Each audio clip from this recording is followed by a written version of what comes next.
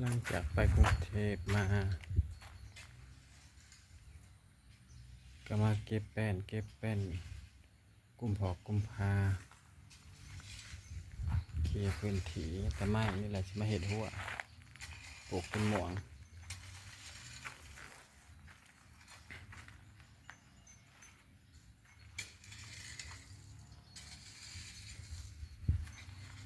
เก็บแบบนี้มาต้นกาบนฝนตกห้ามเนาะบนตกห้ามตายแงแกอยู่กกเหล็กขุดต้นพริกฝนก็ตกบ่ได้แห้งตก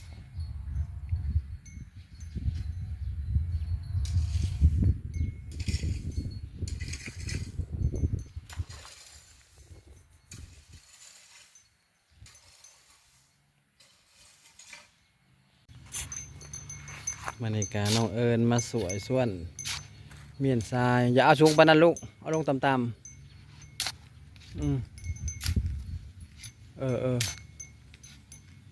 มาจะขวัดมันสูงอะไรก็ดี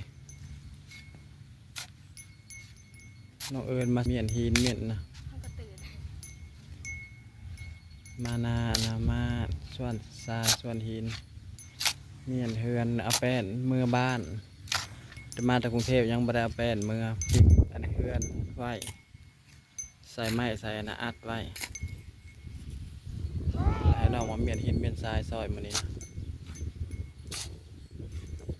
มาจากกรุงเทพจะมาเกี่ยวข่าวซอยพ่อ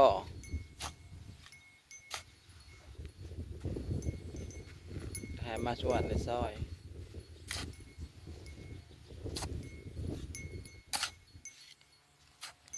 เมียนหินเมียนทรายนี่มันเหลือบ่ลายไปได้แล้วก็ย้อนไว้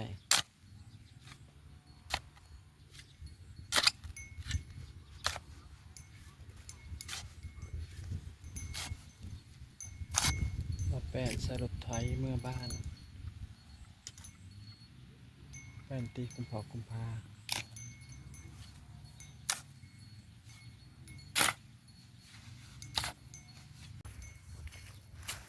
ตอมหิมตอมทรายก็สิเมื่อแล้วบัดนี้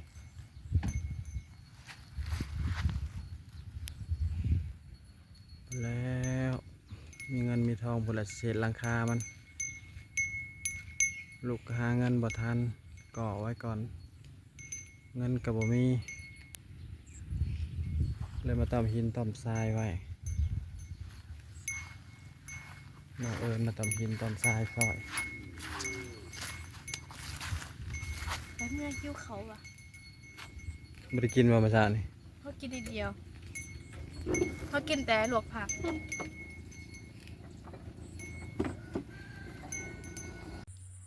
สบายดีและสวัสดีเด้อมื้อนี้ก็ถ่ายบรรยากาศ ทุ่งนาเข้าพอลาถ่ายมุมสูงขึ้นต้นขามเข้างานอันนี้นะยังบ่ทันทอ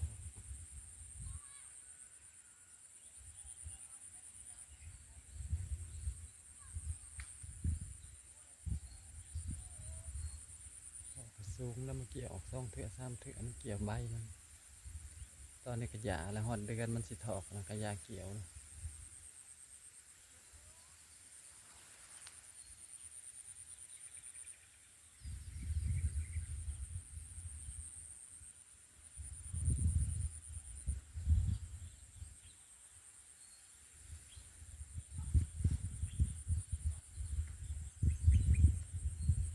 เขียว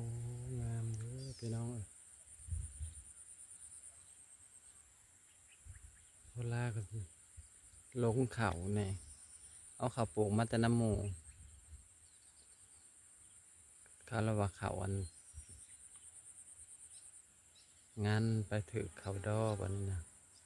ไปอยู่กลางหมู่สิได้เกี่ยว3 ไหพี่น้องเอ้ยทางรถกับบ่มีนะ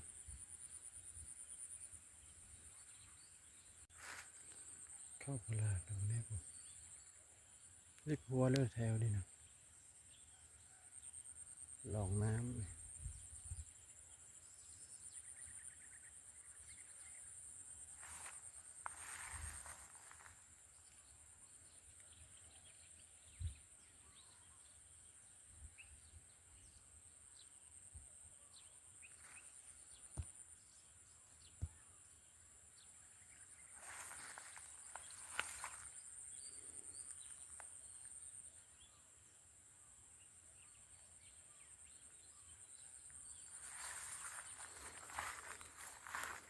เดี๋ยวมาจะหึงน้ำมันหรอกเบิ่ง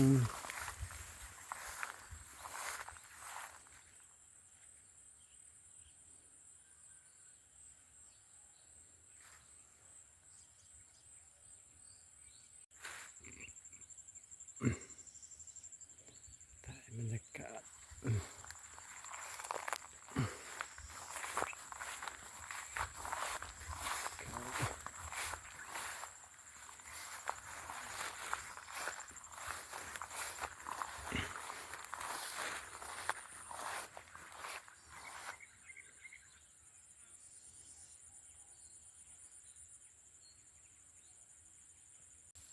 ให้เบิ่งบรรยากาศเขามาดูนาถุงนาพอใส่พอลาใส่เขาพิษนี่พี่น้องเลยใส่เขาพิษก็เขาทางงามอยู่ด้านนี้เลย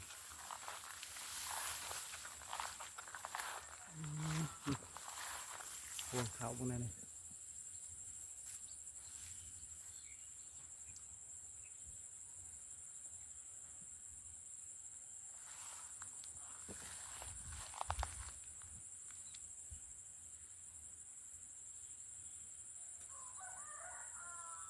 เขาทางงามเลย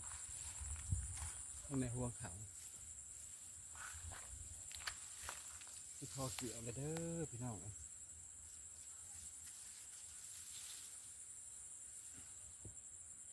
พอลาใส่เขาพิษ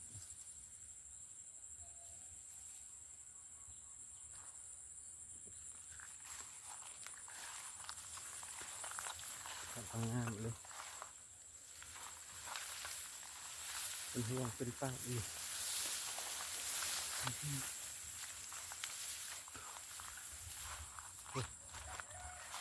เมื่อสิลงให้เบิ่งเขามันงามขนาดใดพี่น้องเขา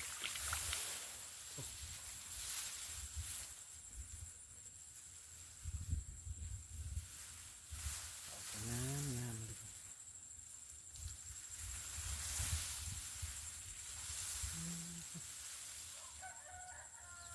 เขาในบนมีบนติเลยเขาติอย่างเดียวติใส่ข้าวพิษไปใส่ข้าวดอ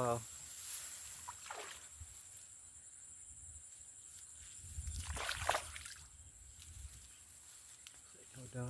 ใส่พิษพี่น้อง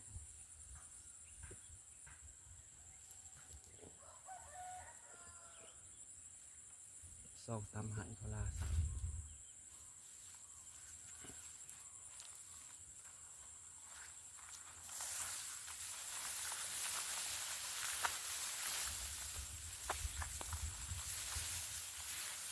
ก็เลยคือยกคือเอามาเป็นน้ำออกซ้ำ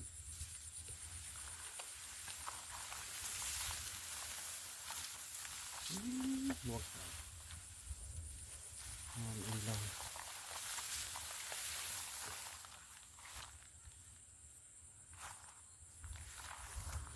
ปีหน้าจะได้เอาใส่บ้างจะพวกเขาน้ำอะไรสวย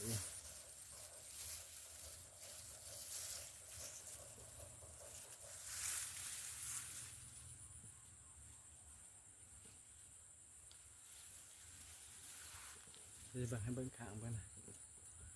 ข้างเบิ้งเขางามข้างมันนะเขางามข้างมันนี่พลาใส่เขาดอก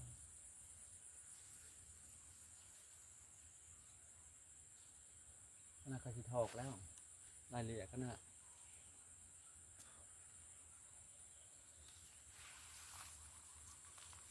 งาม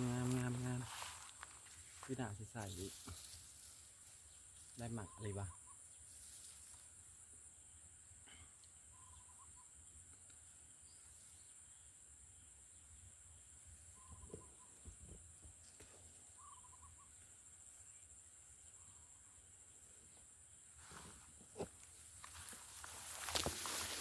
เป็นบรรยากาศเขาน้ำเลยพี่น้อง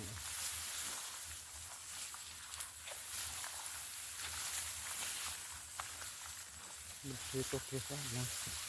เป่งหน้ามันนี่ออก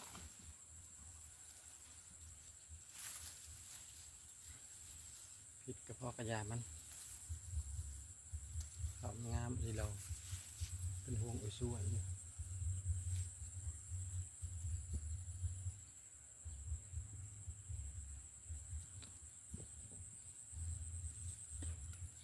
สบายดีและสวัสดี FC มาสุขุสุขคนมันนี่พลากันมา เบิ่งเขาพลาใส่เขานี่แหละใส่เขางานมาใส่เขางานไปตื่นเขาเขาลอยสาวันด้วยมันหางามอะไรได้พี่น้องเอ้ยเป็นเป้าอยู่ห่วงเขาเนาะมีบ่อนตีเลยห่วงเขา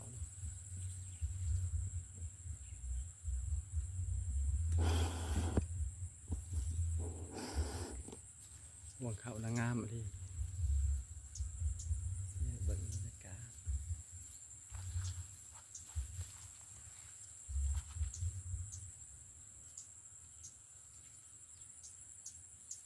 มาที่กรุงเทพแล้วมาเจาะเบิ่งนาเนี่ยเขาจะเป็นงามอะไรหรอ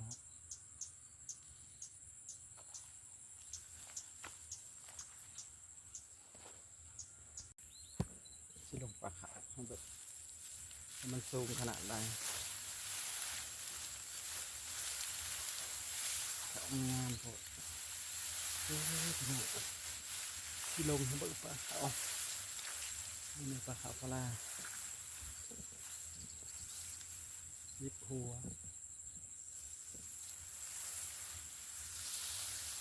ขนาดประทานถอกแล้วเนี่ยทันถอกที่ซ้ำได้จ้ะวะดูนะแดดเดือดตอนแรกให้เบิ่งบรรยากาศ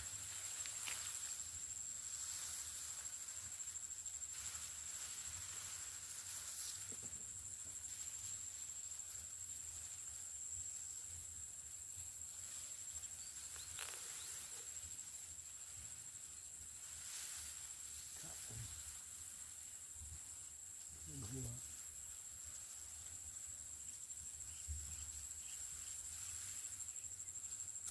ไม่ใช่บ่อนแคมมันได้ไหม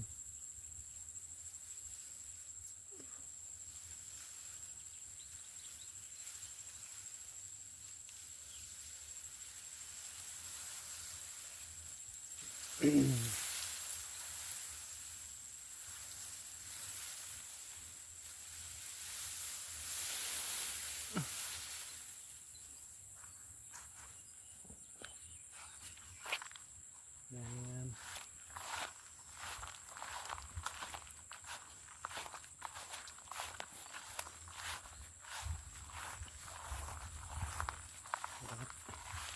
เมื่อตัดขันได้พี่น้องก็จะซื้อเมื่อบัดนี้นะ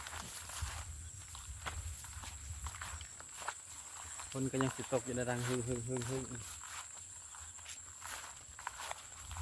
ก็ได้ขาขาวหลังเมื่อนี้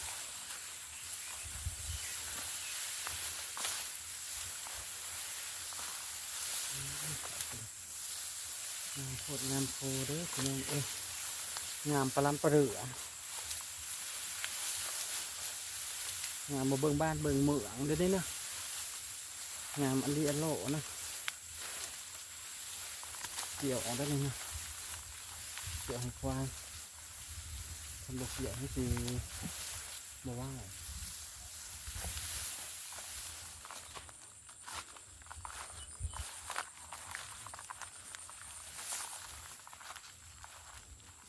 หัวเขา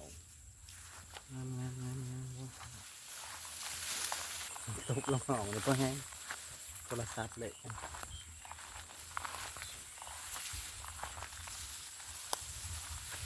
เขาชุกกระ2-3หายเด้อพี่น้องเอ้ย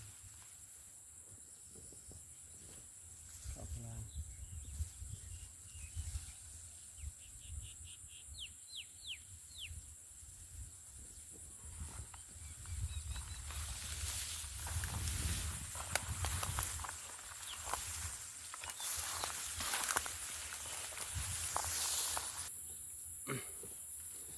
จบคลิปแล้วเด้อสบายดีมาดูปลาแล้วพอกินจะได้ปลาแล้วก็ว่าจะเป็นกระดูกได้พี่น้องคนตกเป็นคนไปเป็นข้าวพอดีพอกินอยู่ได้พี่น้องต้มปลาป่นพอกินเลยน้องเอิญมาแล้วให้น้องเอิญครัวได้ปลาได้พอกินอยู่ได้พี่น้องปลา หันชิปิงปะกันถ้าอยากกิน ได้เห็นพอบอกให้ต้มป่นอันนี้ด้วยนี่อยากกินอันไหนนะอยากกินนั่นเห็นผักกาดนะฮะไม่รู้ฮะ พ่อละได้ อาศัยตาคนสะดุ้งสบายดีเด้อสบายดีและสวัสดีมาตึกสะดุ้งน้องเอ้ย ปิดละได้ตั้มกินมันจะมี เงยมาเนี่ยคนกลัวปลา ผมกระจอกหยอง ให้น้องเอิญกลัวปลาให้น้องเอิญมาอะไรก็สบายแน่พอได้ปลามากค่ะน้องเอิญเป็นคนครัวคนอันนี้ ส่วนปลาเขาปิงปลาก่อน พออยู่คนเดียวมากับบ่ได้อันนั้นเลยบ่ได้อันนั้นก็เห็ดปลาแดกโลกบ่สนใจแนวผู้เดียวเนาะที่2 โต 3 โตกินแล้วก็ยานี่น้องเอิญมานะครับน้องเอิญเป็นคนครัวให้ โอ้ย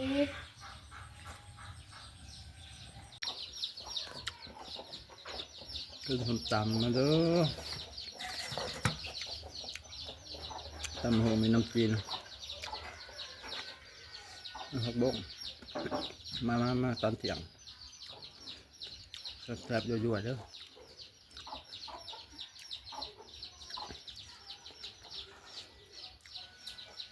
แซ่บๆกัน ต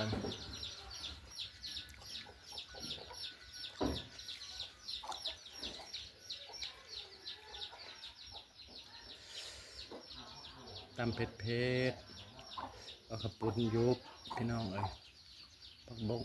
คุยแสบๆยั่วๆ